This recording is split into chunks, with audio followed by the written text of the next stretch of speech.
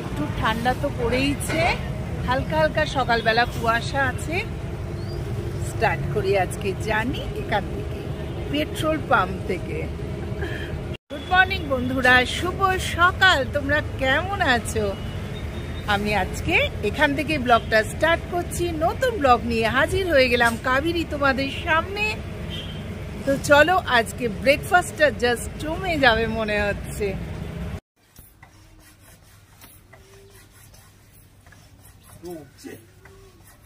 একটু উঠছে মনে হচ্ছে। সকাল সকাল কি বিপদ দেখো। অবশেষে একটু উঠেছে। কি কষ্ট না দীপঙ্করের সকালবেলা। উফ, এখানে না সত্যি লোকজন এত বাজে হয়ে গেল। এবার চলো কোনো রকমে নিয়ে আমরা গ্যারেজে যাচ্ছি। ওখান থেকে কোথায় যাচ্ছি তোমাদের সাথে নিশ্চয়ই শেয়ার করবো। আজকে একটা অদ্ভুত কাণ্ড ঘটেছে, যা কোনো রকমে বের করা তো যাচ্ছে।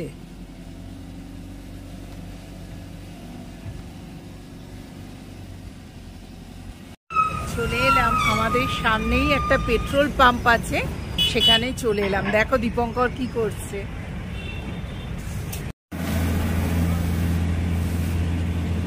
বিশাল পেট্রোল পাম্প।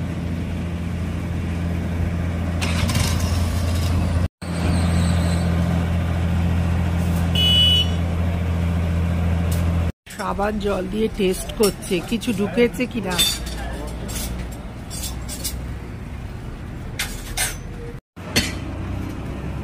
কিছু ধরতে পারছে না, কি জানি কি হলো। সকালবেলা ঘুমোচ্ছিলাম জানো তো, হঠাৎ এসে বলছে তাড়াতাড়ি ওঠো, একটা জায়গায় যাব। আর এসে দেখি গাড়ির এই অবস্থা, টায়ার মানে পাঞ্চার হয়ে গেছে। যাই হোক, বলছে টায়ারে নাকি চিড়ে দিয়েছে, চেরা পেয়েছে, কোনো পেরেক পায়নি। বেরিয়ে পড়লাম। কি না, কালকে আমি বলেছিলাম যে ইডলি অনেকদিন খাওয়া হয়নি, আর একটু মোরব্বা খাবো। ওর সারা দিন মাথায় আছে, তাই জন্য তাড়াতাড়ি উঠিয়ে বলো আজকে আমাদের ব্রেকফাস্ট সারবো ইডলি খেয়ে। চলে এলাম সাথে করে, আর তো কি করব। আমাদের গাড়ি স্টার্ট দিয়ে দিয়েছে। চলো, সামনেটা দেখো, এখন ঘড়িতে 8:49, কিন্তু পুরো মেঘলা করে আছে, কুয়াশা চারিদিকটা।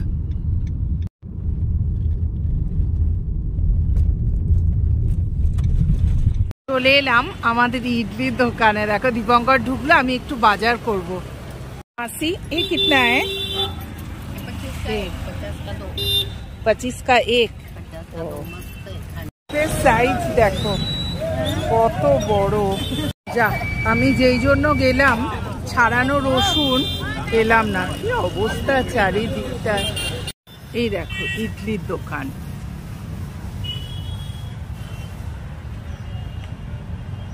এই দেখো 2 কিলো কড়াইশুঁটি নিয়েছি, আর বড় বড় রসুন নিয়েছি। ছাড়ানো রসুন পাওয়া গেল না।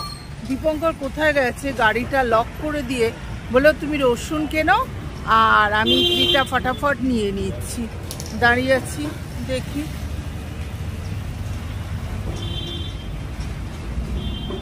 দীপঙ্কর আসছে এতক্ষণে। বাপরে, মাছ আনতে গিয়েছিলেন? ও, আমি হচ্ছে এত দেরি হচ্ছে কেন। হাতে মাছও নিয়ে এসছে। কি মাছ নিয়ে গো? তেলাপিয়া একটা বড়, 850 গ্রাম তেলাপিয়া। হ্যাঁ, ভালো পেয়েছো তেলাপিয়া। মোরলা মাছ, ছোট ছোট মোরলা মাছ। এখানে বলছে এটাকে মানে ভাত মাছ। এটা ভাত মাছ বলছে? ধুয়ে মানে করে নিতে হবে, মানে কড়াই দিয়ে ভেজে নিতে হবে। আমি তো টেনশন হয়েছি, কোথায় গেল। একটু মেটে ব্যাস। আবার মেটে নিয়েছো? এঁচড় ছিল কিন্তু কাটার লোক নেই। এঁচড় ছিল না, এখন এঁচড় নিতে হবে না। আমিও কড়াইশুঁটি 2 কিলো নিয়ে নিয়েছি। এই দেখো,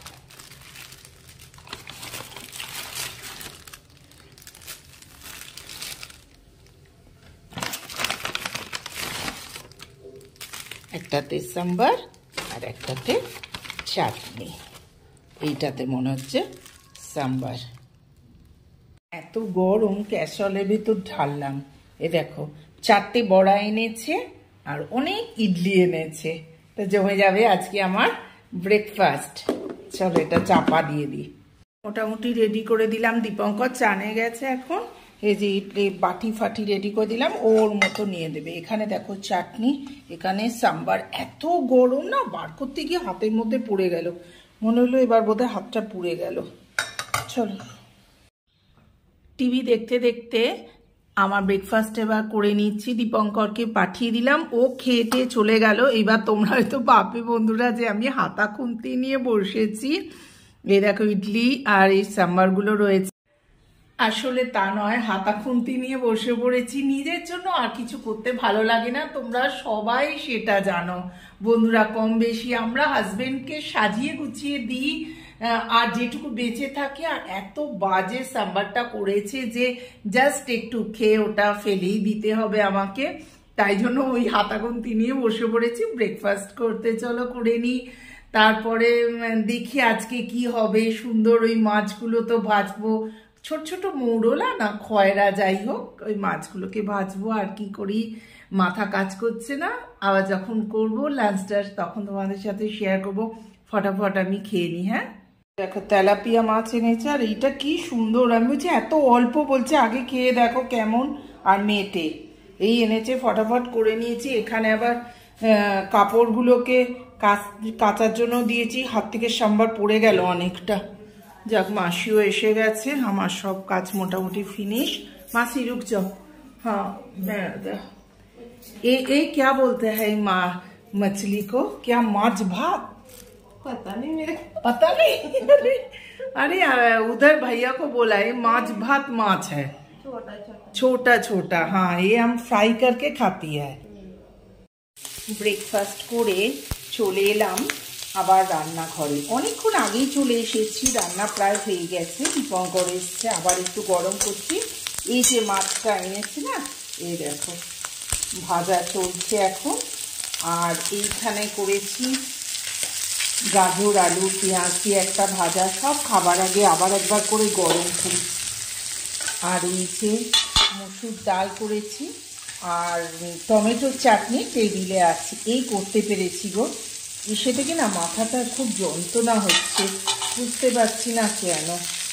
এর ভেতর পুজো করেছি, চান করেছি, ঘর দোর পরিষ্কার করেছি, ঝাড় দিয়েছি, সব কিছু কমপ্লিট করে এই দুটোই দীপঙ্কর আবার খেতে চলে এলো। এই মাছটা তো আবার গরম গরম ভাজা না খেলে ভালো হয় না। তার দীপঙ্করের ইচ্ছা ছিল তেলাপিয়া মাছের ঝাল করবে, সেটা করে উঠতে পারিনি। আমি কালকে করব। আর ভালো লাগছে না, দেখো দারুণ লাগছে না দেখতে। যতক্ষণ ওগুলো ভাজা ভাজা হচ্ছে ততক্ষণ ভাতটা বেড়েই ফেলি। আজকে ভাবলাম সব যখন একসাথে গরম করেছি তখন একসাথেই না হয় খেয়ে নিই। আমি খুবই ভাত কম খাই, দীপঙ্করের কাছে বসলেই না ভীষণ চেঁচামেচি করে, এইটুকু ভাত খাও। সেই জন্য বলি তুমি খেয়ে নাও, তারপর আমি খাবো।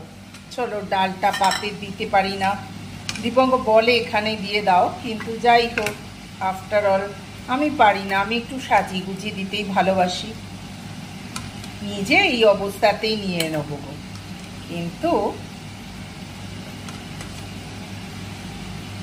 বরকে এরমভাবে একটু সাজিয়ে দিতে আমি বরাবরই ভালোবাসি। চলো এবার আমরা খাবার নিয়ে নিই। দীপঙ্কর রাগ করে জানো তো, বলে কি যে তোমার এত গরম গরম ভাজার কিসের দরকার, যে ওই একটা ছোট থেকে একদম গরম গরম খেয়ে এসেছি তো, সেই জন্য একটু গরম গরম খেতেই ভালোবাসি। দিয়ে আসি চলো।